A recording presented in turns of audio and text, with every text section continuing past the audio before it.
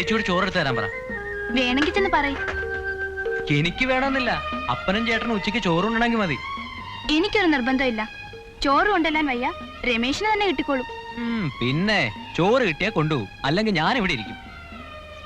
അവിടെ ഇരുന്നോ, അത്രയും നേരം എനിക്ക് കാണാമല്ലോ.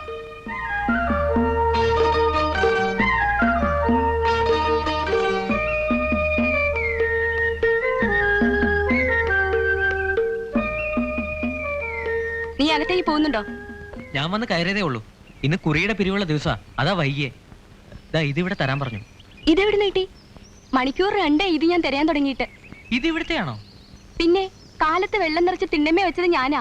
പിന്നെ ഈ സാധനം കണ്ടിട്ടേ ഇല്ല. ഇതിപ്പോ എവിടുന്നാ? എന്താ ചിരിക്കണേ?